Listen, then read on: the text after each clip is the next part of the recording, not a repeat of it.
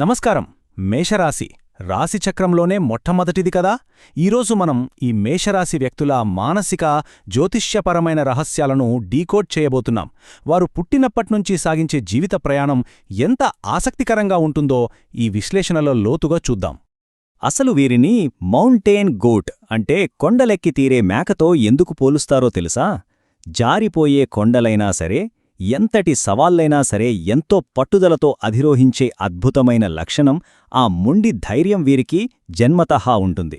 ఇది వీరి క్యారెక్టర్ని పర్ఫెక్ట్గా చూపిస్తుంది.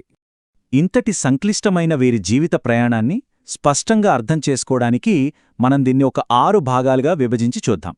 వారి కోర్ స్పార్క్, వేగవంతమైన బాల్యం, మౌంటైన్ గోట్ మెంటాలిటీ, సంబంధ బాంధవ్యాలు, కర్మ సంపద, ఆరోగ్య విషయాలను వరుసగా కవర్ చేద్దాం. సరే, మొదటి విషయానికి వచ్చేద్దాం. వీరి అసలు ఉనికికి ఆధారమైన ఆ అగ్నితత్వ గ్రహం ఏమిటో చూద్దాం. వీరి గురించి ఒక అద్భుతమైన విషయం, కుజగ్రహం అంటే మార్సు వీరిపై చూపించే ప్రభావం. పుట్టినప్పట్నించే నేను లీడరవ్వాలి అనే ఒక బలమైన, ఉత్సాహవంతమైన సంకల్పాన్ని ఈ అగ్నితత్వ గ్రహం వీరికి నూరిపోస్తోంది. అది మామూలు డ్రైవ్ కాదు. కాని ఇక్కడొక ట్విస్ట్ ఉంది. వీరిలోని ఫైర్ ఎప్పుడూ ఒకేసారి అగ్నిపర్వతంలా బద్దలవ్వదు. ఒక్కోసారి అది చాలా నెమ్మదిగా, ఒక చిన్న నిపురవ్వలా మొదలై ఆ తర్వాత ఎవ్వరూ ఆపలేని ఒక గొప్ప శక్తిగా, ప్రవాహంగా మారుతుంది. ఇక వాళ్ల చిన్నతనంలోకి వెళ్తే, మేషరాశి పిల్లలను డిఫైన్ చేసే ఒకే ఒక్క పదముందండి, అదే స్పీడ్. అసలు వీరి సహజమైన వేగం ఏ రేంజ్లో ఉంటుందంటే, చాలామంది పిల్లలు 10 నెలల వయసులో కేవలం తప్పటడుగులు వేస్తే వీరు అప్పటికే వేగంగా నడవటం, మాట్లాడటం కూడా స్టార్ట్ చేసేస్తారు. ఇక అలా మొదలైన స్పీడు కరెక్ట్గా 26 ఏళ్లు వచ్చేసరికి విజయాలనిచ్చెనెక్కేలా చేస్తుంది. ఇక 28 ఏళ్లకు పూర్వీకుల అదృష్టం కూడా తోడై వీరి ఫార్చ్యూన్ అన్లాక్ అవుతుంది. వీరు అశ్విని, భరణి లేదా కృతికా నక్షత్రాల్లో పుట్టి ఉంటారు కాబట్టి ఎప్పుడూ ఒక రకమైన ఎనర్జెటిక్ చెరిస్మాతో కనిపిస్తారు. ఇంకొక క్రేజీ ఫిజికల్ మార్కర్ చెప్పనా? మేషం తలకు సంబంధించిన రాశి కాబట్టి వీళ్ల నుదురు పట్టుకుని చూస్తే ఎప్పుడూ కాస్త వెచ్చగా, వేడిగా ఉంటుంది. అవును, అక్షరాల వేడిగానే ఉంటుంది.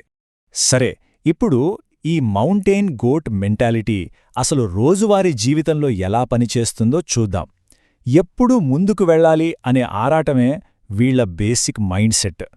మీరు గమనిస్తే వీళ్లు ఊరికే ఇంట్లో కూర్చుంటే మాత్రం చాలా నీరసంగా, డల్ అయిపోతారు. అదే ట్రావెలింగ్కెళ్లారనుకోండి, విపరీతమైన ఎనర్జీ వచ్చేస్తుంది. కీళ్లనొప్పుల్లాంటివి ఉన్నా సరే ప్రయాణాల్లో అదంతా మర్చిపోయి భలే యాక్టివ్ అయిపోతారు.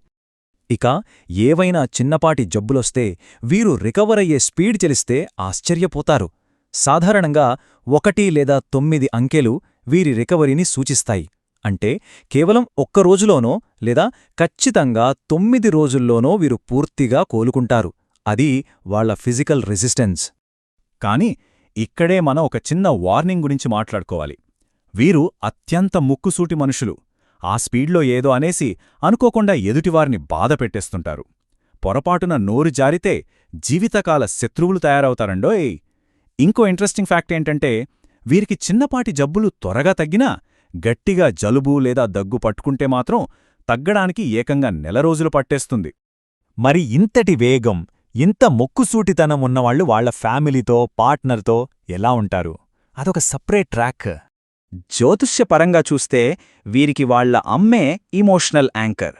ఆవిడ బాగుంటేనే వీళ్ల ప్రపంచం స్థిరంగా ఉంటుంది, లేకపోతే షేక్ అయిపోతోంది. నాన్న విషయానికొస్తే ఆయనే వీరికి బెస్ట్ ఫ్రెండ్, వాళ్ల సీక్రెట్స్ అన్నింటికీ మారల్ సపోర్ట్. ఇక లైఫ్ పార్ట్నర్, వీళ్ళు రొమాంటిక్ భాగస్వామినే కోరుకుంటారు. కానీ ఆ భాగస్వామిలో ఒక సైనికుడిలాంటి ధైర్యం ఉండాలని ఎక్స్పెక్ట్ చేస్తారు. ఇక వయసు పెరుగుతున్న కొద్దీ మన మౌంటైన్ గోట్స్ ఫోకస్ తమ లెగసీని క్రియేట్ చేయడం, కర్మను అనుభవించడం వైపు మళ్ళుతుంది. సక్సెస్ అవ్వాలంటే వీరికి షార్ట్కట్స్ అస్సలు వర్కౌట్ అవ్వవు. కష్టపడాల్సిందే. ముఖ్యంగా నేను, నాది అనే ఈగోని పక్కన పెట్టాలి. కేవలం మెదడుతో, స్వార్థంగా ఆలోచించకుండా సొసైటీకి పనికొచ్చే పనులు చేయాలి. ఆ కష్టమైన మార్గంలో వెళ్తేనే వాళ్ళ డెస్టినీని రీచ్ అవుతారు. ఆర్థిక విషయాల్లో కూడా వీరిదొక డిఫరెంట్ స్టైల్. వీరు పర్సనల్ లోన్స్ కంటే బ్యాంక్ లోన్స్ ఎక్కువగా తీసుకునే అవకాశముంది. ఇది వీరు చాలా కేర్ఫుల్గా బ్యాలెన్స్ చేసుకోవాల్సిన ఫైనాన్షియల్ ఏరియా. ఇక మనం ఈ విశ్లేషణ చివరికి వచ్చేశాం. లాంగ్ టర్మ్ హెల్త్ ఎలా ఉంటుంది, వాళ్ళ సోషల్ లైఫ్లో ఒక సర్ప్రైజింగ్ ఫ్యాక్ట్ ఏంటో ఇప్పుడు చూద్దాం. ఆరోగ్యపరంగా చూస్తే వీరికి జీర్ణ సమస్యలు, డయాబెటిస్ వచ్చే రిస్క్ కాస్త ఎక్కువ. అందుకే బరువును కంట్రోల్లో ఉంచుకోవడం వీరికి మస్ట్ అండ్ షుడ్.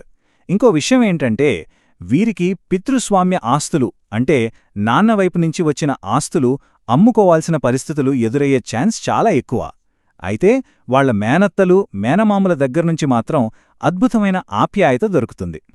చివరిగా మిమ్మల్నొక ఆసక్తికరమైన ఆలోచనతో వదిలేస్తాను.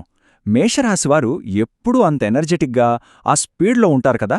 అయినా సరే వీరు ఎందుకు ఎక్కువగా 60 ఏళ్లు పైబడిన వారితోనే ఫ్రెండ్షిప్ చేయడానికి ఇష్టపడతారు? ఆలోచించండి. ఆ ఫైరీ మౌంటైన్ గోట్ తన ప్రయాణంలో ఆ పెద్దవాళ్ల అనుభవాన్ని, స్థిరత్వాన్ని ఎందుకంతగా వెతుక్కుంటోంది?